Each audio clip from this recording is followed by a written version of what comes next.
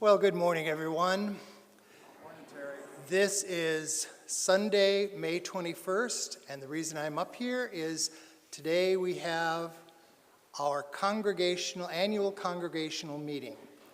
I walked off with my notes, so this is going to be very short. Today, not immediately, but about 12:30, we were going to have the congregational town hall in here, in the sanctuary, because we will also be Zooming it live to the airwaves. So you people at home can also be a part of this too. You will leave, and those people who will come in will sign in as eligible voters. And we will have some snacks out on the patio, just outside the sanctuary here, barring bad weather. Hopefully that holds off. So you'll be able to get a little bit of a snack before you come in. Not much, but a little bit. Thank you for the board for helping me on that. Anyway, please stay for today's. You will be voting about 3 o'clock, 2:30, 3 o'clock. The ballot will go out. You will be able to vote there, eligible voters again, and then you have to vote by midnight tonight. Okay, and then the ballots will be counted tomorrow, Monday, and you should know by noon tomorrow. Eligible voters will know by noon tomorrow, and we'll also put it on the website too. So thank you very much. Thank you, Jerry. Good morning, buenos dias, and welcome to the First Unitarian Universalist Church of San Antonio. Our weekly worship is where we connect, share information, and inspiration. My name is Gail Reinhart. I'm a lifelong Unitarian and have been a member of this church since 2015. I serve on the board of the Community Responsibility Endowment Fund and as a greeter. Let's acknowledge this geographic place where we are currently located. Yanawana, the home and traditional lands of the Kawiltecan people, the original and indigenous stewards of this land, to which we all belong, now called San Antonio, Bexar County, and Texas. At our church, we strive to enact a universal love that binds us in mutual care and affection, especially in our work for justice for all and for our planet. Our faith is all-inclusive, and all means all. If you are new to us or visiting for the first time today, we welcome you to fill out a visitor's card. We'd like to get to know you and follow up with you. Wherever you are in your life's journey, we hope you will find your place with us.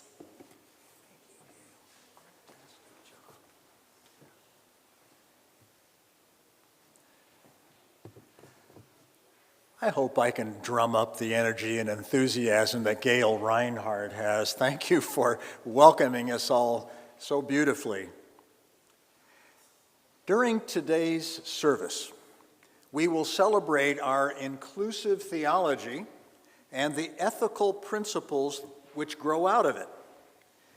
Part of our theology is that we all matter, and our voices and votes count. An ethical principle that derives from this theological truth has to do with our right of conscience and the democratic process that we engage in as a congregation to make decisions. In the democratic process, we sometimes learn that our vote is part of the minority. That can be disappointing. Then we have even more work to do diligently in covenant with one another to make agreements to resolve potential conflicts when the majority and the minority don't quite get along. We're noticing some of this on the national front with an election that took place a while back. Our purpose here as Unitarian Universalists is to resolve, to manage conflict, and to be bound together as one, regardless of how we vote. And I'll talk more about that in the sermon portion today. That's how we roll, and we're going to watch it today. Come, let us worship, which means to consider matters of worth. And let's reach over to someone you know and someone you don't know and pass the peace and say hello.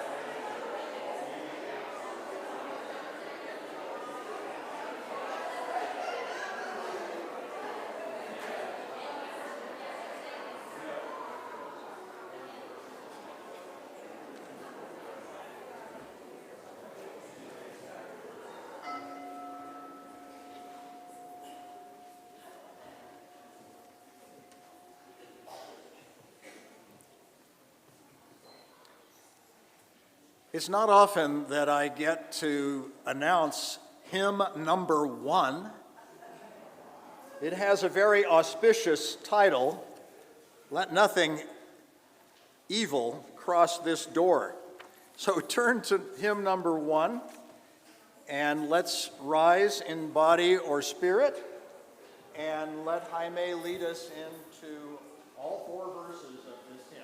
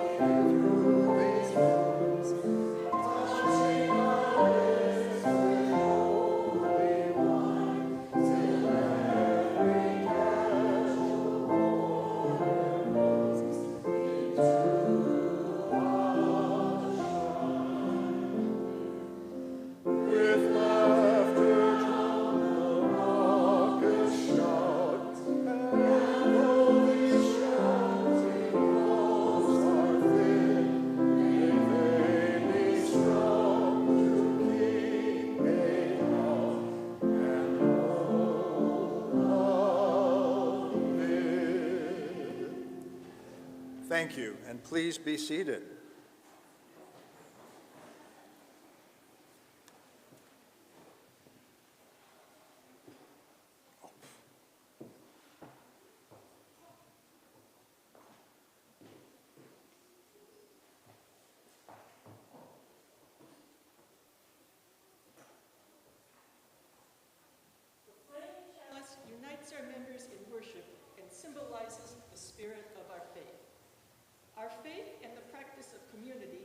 is rooted in our theology. It affirms the truth that no one is outside our circle of love, and that liberation is only possible when everyone is free. We are all in transition, and we need ethical and faithful communities to hold us and to provide a vision and a call for what is next. We will have to fight for and boldly proclaim what is next. We will do this by living our principles, our prophetic faith that proclaims the truth that make us free.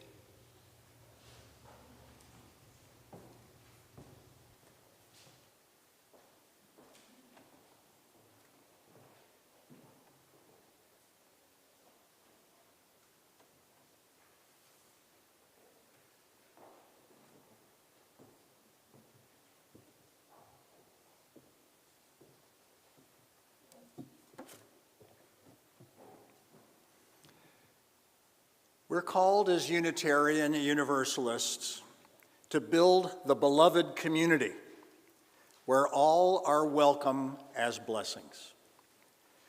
Let's recite our covenant that articulates our promises and binds us together. Please read. Love is the doctrine of this church. The quest of truth is its sacrament, and service is its prayer.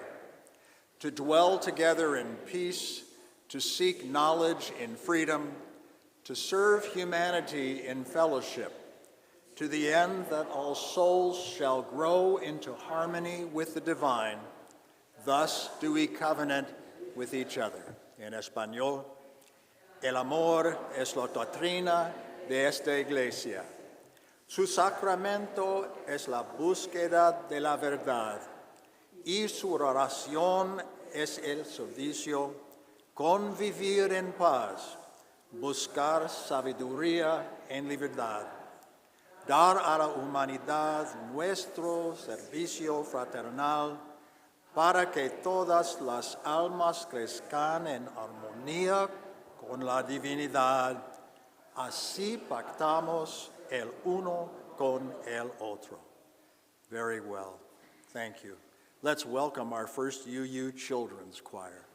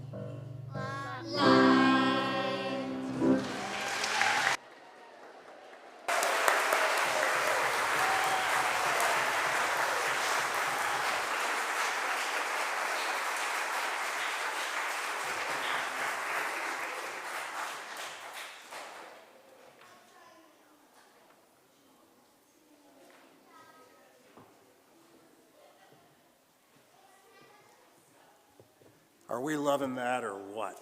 Yeah. Thank you, choir. Yeah.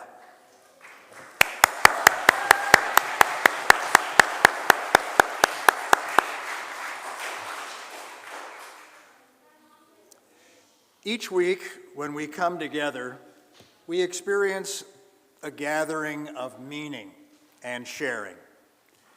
And today's sharing of joys and sorrows offers us a few moments to reflect on matters that are in our hearts and on our minds. At this time, I invite us to enter into our thoughts and feelings of joys that we yearn to share and sorrows that are burdensome and require care. Let's light candles that will shine the way to love and support. And so as our worship associates come forward, Beth and Tim, to help us with the candles, let us too come forward down the side aisles and bring with you what's on your mind and in your heart, and we'll be together during this time. And Jaime will keep us accompanied. Thank you, Jaime.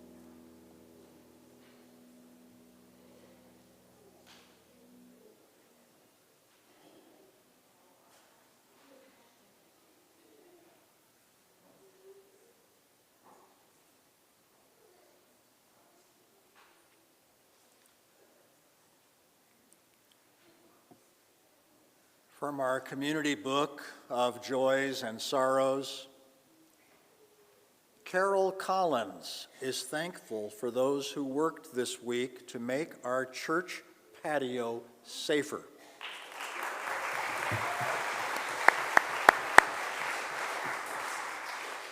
They include, but may not be limited to, Frank Cervantes, Jessica Latimer, Linda Nash, Marcia Meredith, Heather Hedquist, Deanna Bowling, and I think there might have been a minister or two out there doing some things too. Thank you again, everyone. You'll notice that the patio is clean. It's not slick. It is sticky. So hopefully we won't be falling. Today we're especially grateful for this year's annual meeting and the freedom we have to meet and discuss our year past and the year to come. May all leaders know the joys of their service.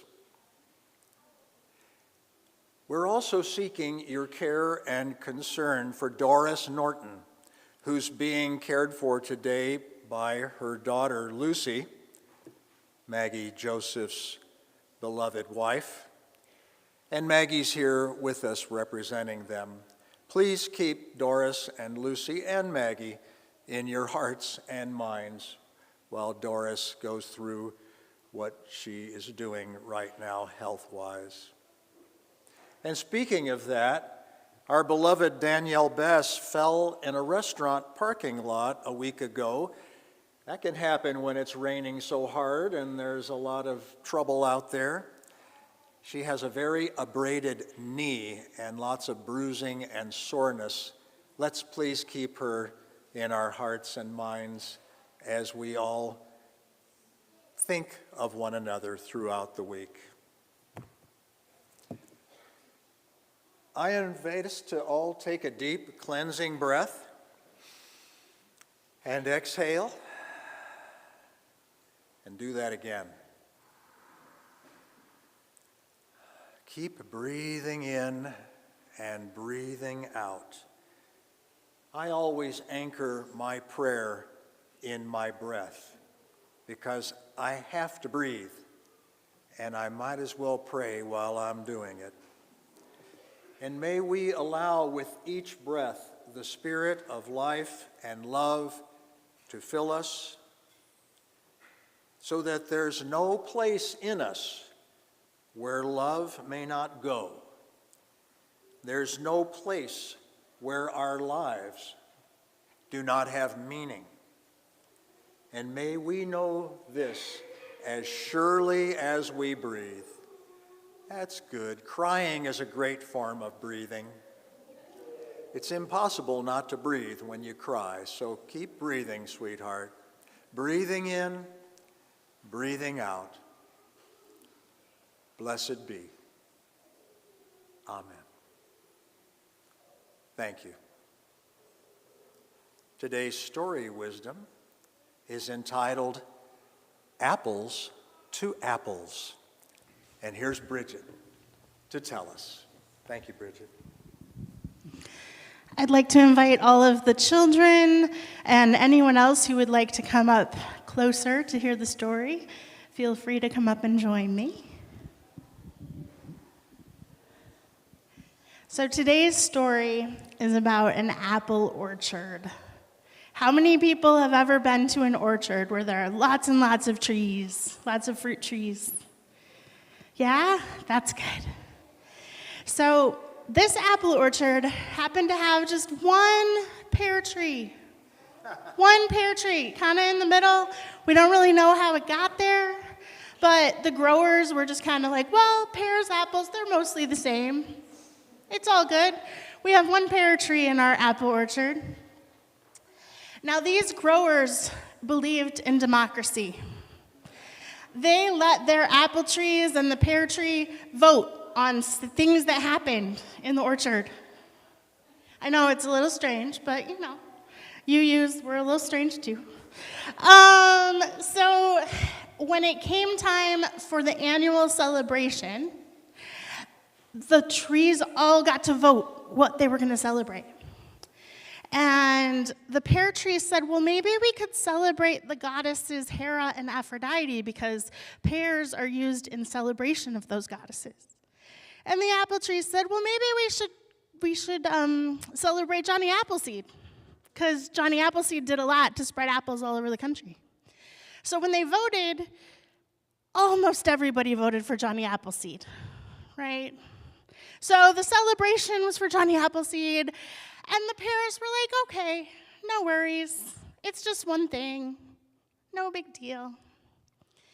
And the apple trees were always very nice to the pear tree. They always included them in everything. It wasn't like the pear tree was very different at all. They just kind of included them. But there was this phrase, I don't know, some of you might have heard it, especially if you watch like BBC television. It's when something goes wrong, they say it goes pear-shaped. Have you ever heard that? Well, the apple trees started using this phrase. And it made the pear tree feel really bad. Because it kind of meant like maybe my fruit isn't as good as your fruit. And they were sad, and they tried to talk about it with the apple trees, and the apple trees were like, well, we don't really mean it about you. Like, it's just a phrase. It doesn't really, and we don't mean you. And the pear tree was like, okay, I guess that's a thing. And then it came to the holidays, and the growers said, okay, trees, you get to vote on how we're going to decorate the orchard. And for years and years, the orchard had decorations of popcorn on strings that they strung all over the trees in the orchard. And the pear tree said, well, maybe this year, could I have a partridge? Because it's like in the song, and that's kind of my thing. And then the apple trees were like, well, the partridge might eat the popcorn, and then we would just have strings, and it wouldn't look very nice. And so once again, they voted, and guess what happened? Did the pear tree get his partridge? No. And so it went like this all year long. Every time they voted, the pear tree's ideas never got recognized.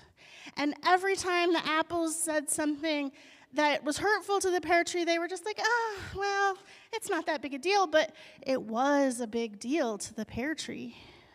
And so pretty soon, the pear tree's fruit got to be small, and it didn't grow very well, and it was just because it was sad.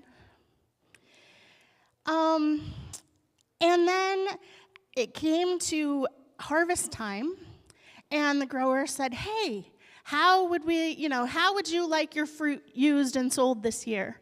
And the apple trees were like, pie. We do pie every year, pie, pie, pie. And the pear tree was like, but people don't really eat pear pie very much. Could we do something else? And once again, what do you think happened? No, the pear tree did not get listened to again. And so this happened for years.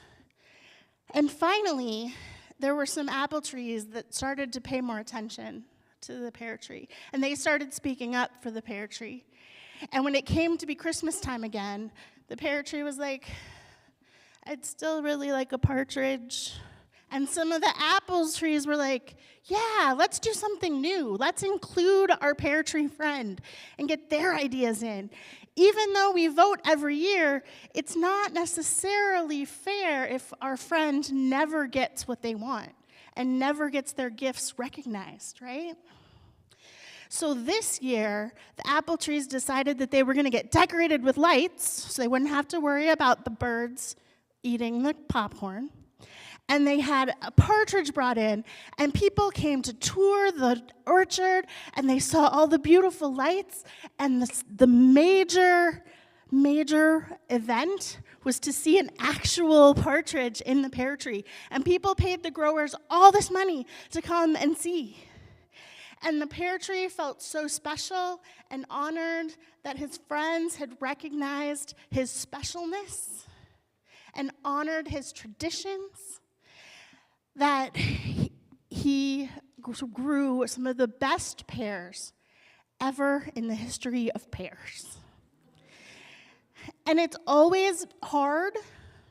It's always harder to recognize the voices of the people that are different than you, or the trees that are different than you. But it's always worth it to make sure that when you vote, you consider everyone and how your vote affects everyone. And today, the adults are going to vote in our annual meeting. And so I encourage you all to keep in mind how your vote affects not just the majority of the people, but everybody in our community. All right.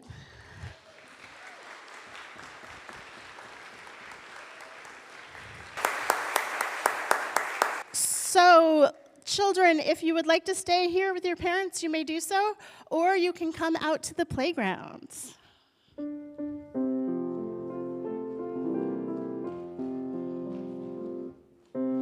Road you travel guide you safely.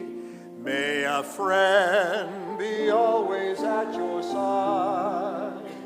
May the love you find here in this moment guide your way and fill you with delight. Que sea seguro tu camino, que un amigo esté siempre a tu lado, que el amor que sientes desde momento te guíe, te llene de placer. And a partridge in a pear tree.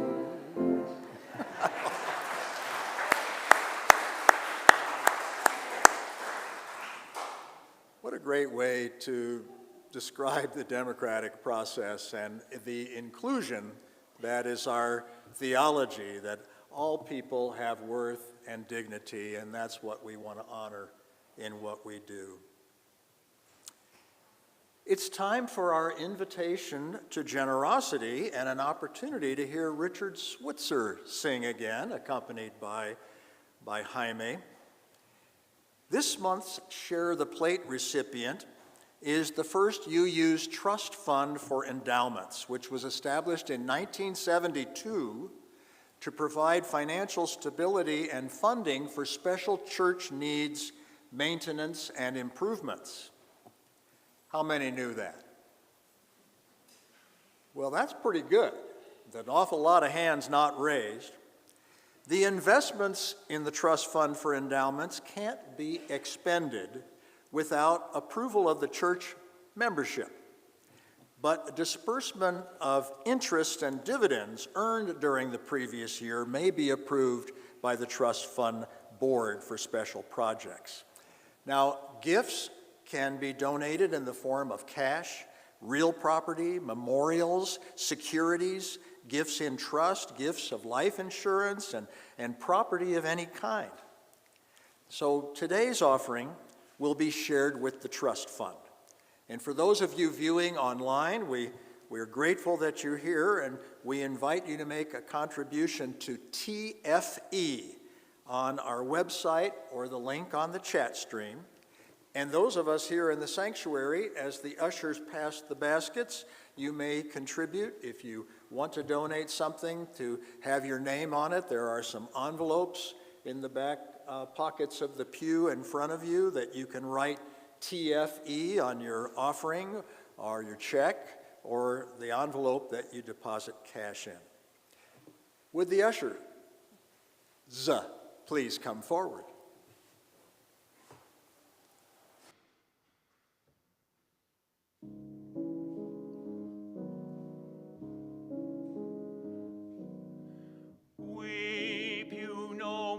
Sad fountains, what need you flow so fast?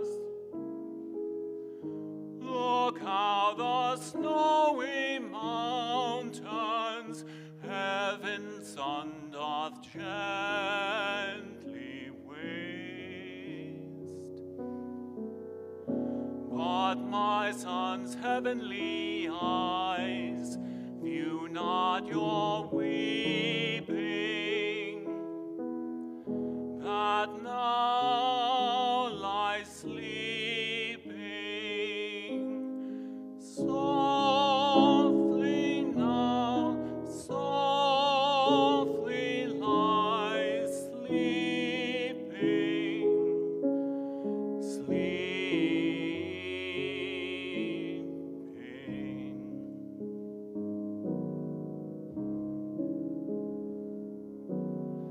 Sleep is a reconciling, a rest that sleep begets.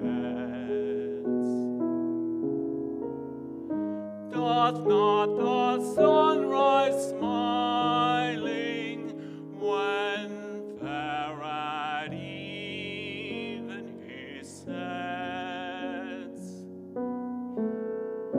Rest you then, rest sad eyes, melt not in weeping, while she lies sleeping. Softly now, softly lies sleeping, sleeping.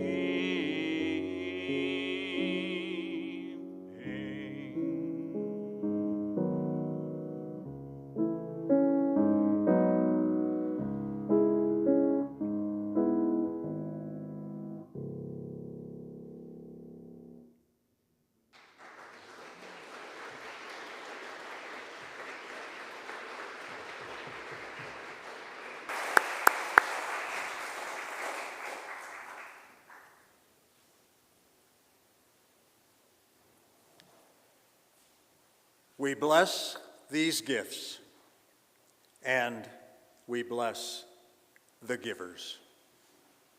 May it be so. Amen.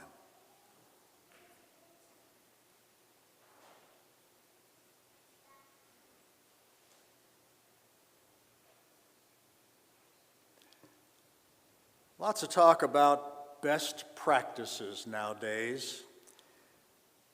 Now, here what we're up to is building beloved community, and that involves sharing alongside hundreds of our members and 100 or so church friends. That's a challenge. Even with many of us embracing common values, practical connections, and living in covenant, together and individually, we strive to make changes in our own lives and influence the many pressing issues around us all. Many of us have been plugged in to the Texas UU Justice Ministry this legislative session. Thank goodness it only comes every other year, but this year it has done some real dirty work on a lot of freedoms that many of us cherish. Sometimes we feel irrelevant and disconnected. I know this feeling, and I'm sure from the few nods of folks in our sanctuary today, you know these feelings too. And yet I wonder if you, like me, are still experiencing personal growth. What do they say? If it won't kill you, it'll make you stronger. Well, let's hope it's making us stronger. In spite of all these circumstances, I wonder how much my own feelings of growth, and yours too, have to do with the fact that you are so committed to be vital parts of this community of growth and change. You know, that's what I'm now saying every time I say our living tradition of growth and change. Certainly I want to see us grow. Did anybody read yesterday's paper and see that San Antonio was the top of the 10 largest cities in the country for growing during that time of June of 2020 to June of 2022. We added 34,000 people to our population. That's growth. I see growth here. More and more people are showing up. I just want to give you reasons for sticking around and feeling good about what we're doing. This inclusiveness, this partridge in the pear tree stuff, you know. Every day I interact with some, if not many of you, and our experiences run the gamut from happy to sad, to good to bad, to challenging to uplifting. But one feeling I can truly say that I don't feel much, and I don't hear it much from many of you, is the dynamic of indifference. Now, maybe there's a few out there today that feel a little indifferent. We're trying to give you reasons to feel, and I mean feel with a capital F, about what we're doing.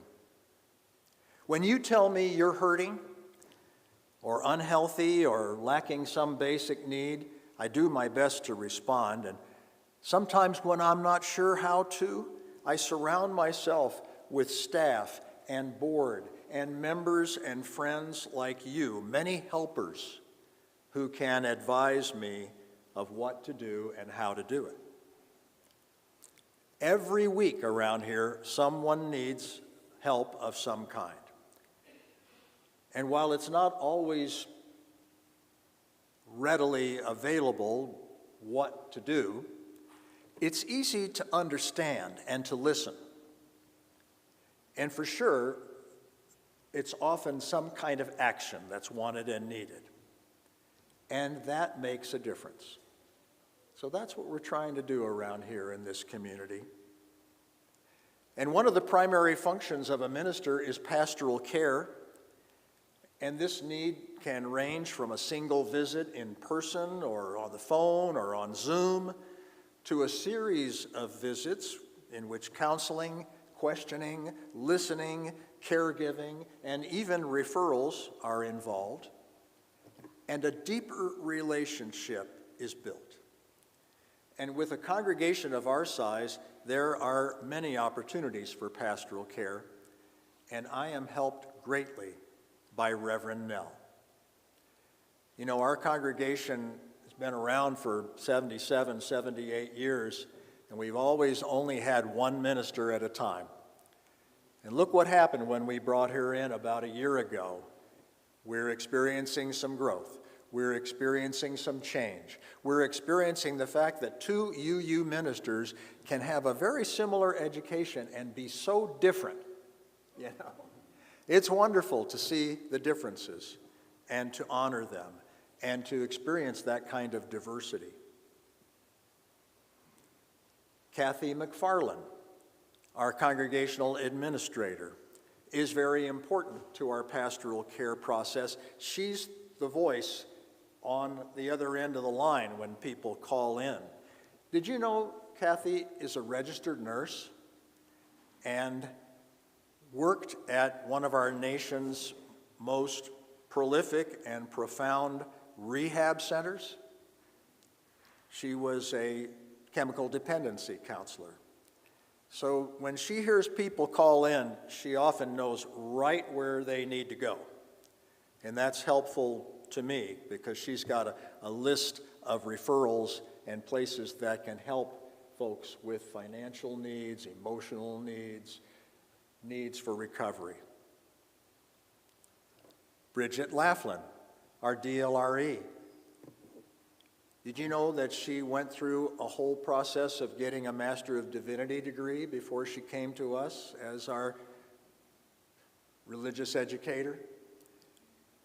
Nell and I are trying to talk her into starting the process of becoming a UU minister. And she can do that while she's still working full-time for us.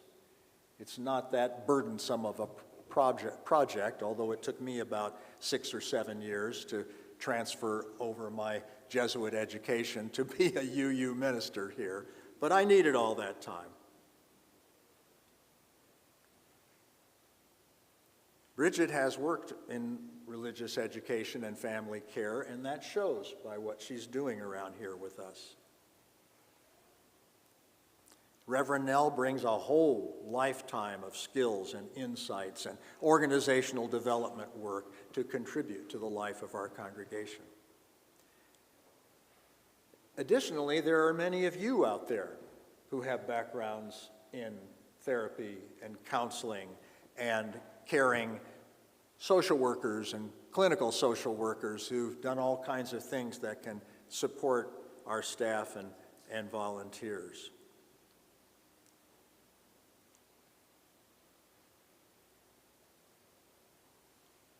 I'm just trying to stay aware of who you are and what you need. And I know you are very aware of who I am and what I need, because your support for me, as Carolyn and I have been going through what we're going through, has been nothing less than outstanding. And I thank you for that. I thank you every day for that. Member care is one of our committees. They organize rides and visits and calls and meal trains and receptions for memorial services and the required responses to basic needs. Now, we've got pastoral associates too, who do counseling and referrals for people and spend time with the people who are most deeply in need. I hope you understand why I'm saying a little bit of this to you, because I want you to get the picture of our congregation and how I see it as your senior minister, being up in the balcony and watching all the parts happen and watching you come in here on Sundays. This is very fulfilling work for me, and I hope that it can be as fulfilling for you. We all need a sense of purpose and fulfillment and a deeper reason for living. And I hope all of you who volunteer in some way here in our church, on our board, on committees, on the Trust Fund for Endowments, and CREF, and some of these other organizations that you hear, will understand the value of your actions. Like a stone dropped in a pond, those ripples extend out and affect many people.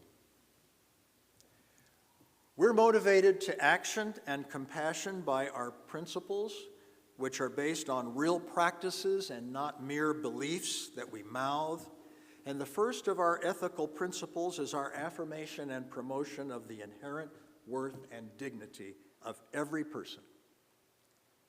This provides the basis for all of our good works, because this is how UUs have traditionally seen and served humanity.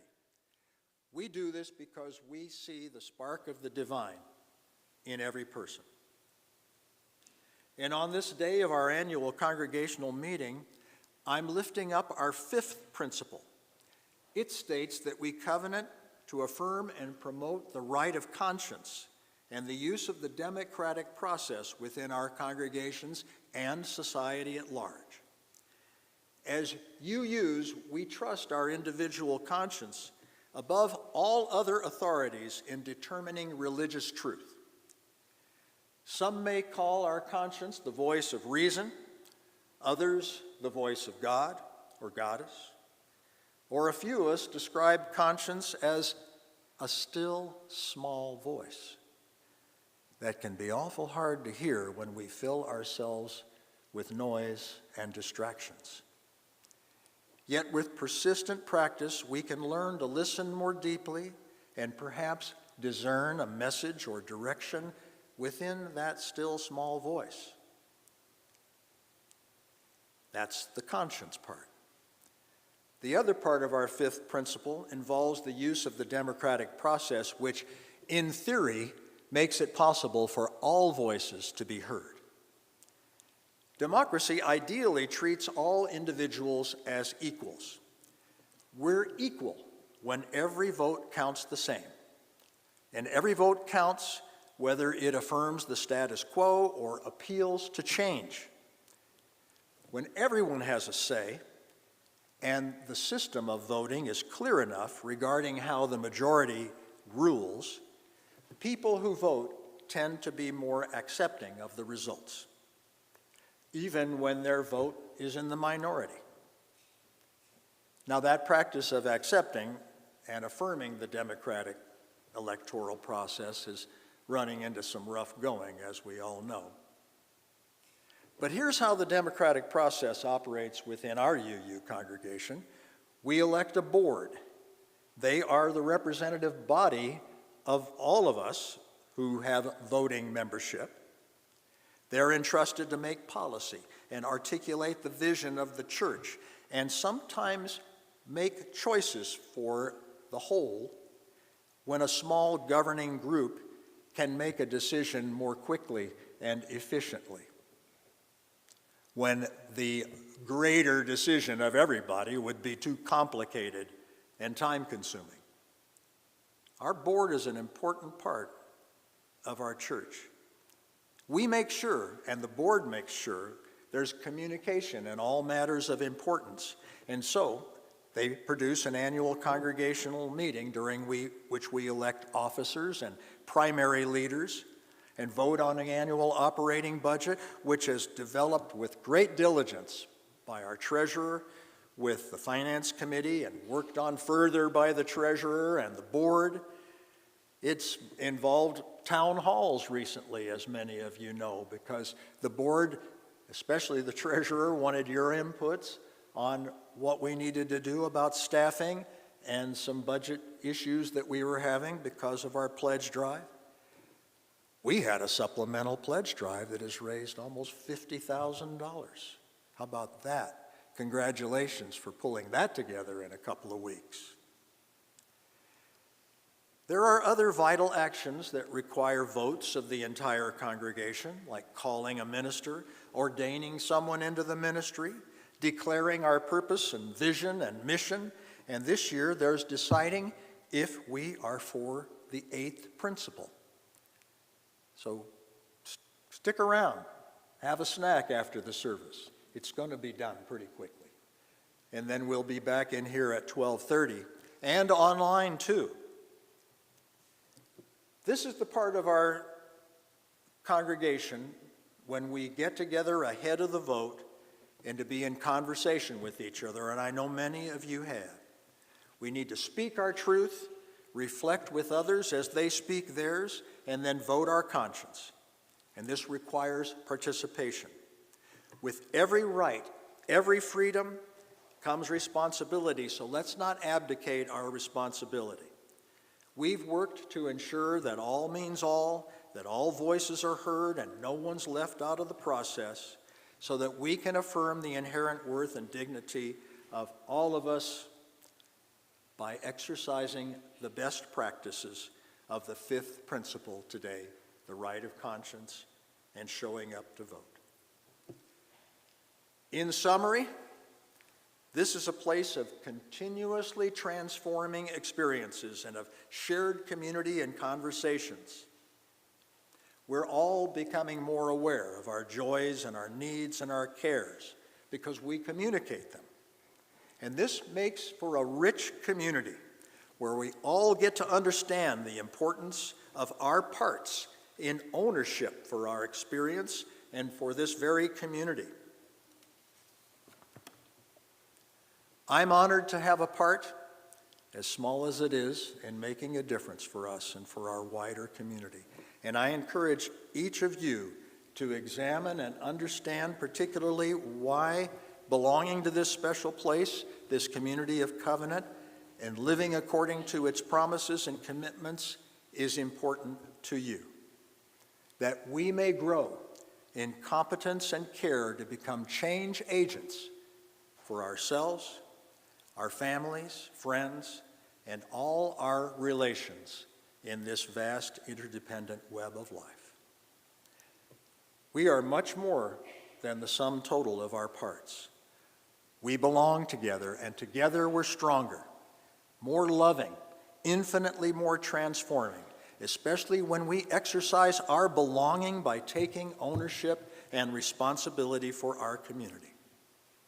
This year, let this church be your church. May it be our church, our beloved community of belonging together. May it be so. Let's make it so. Shalom. Ashe. Blessed be. Let us turn in our gray hymnals to number 131 and stand as you are willing and able, and let us sing Love Will Guide Us. Jaime will give us the beat.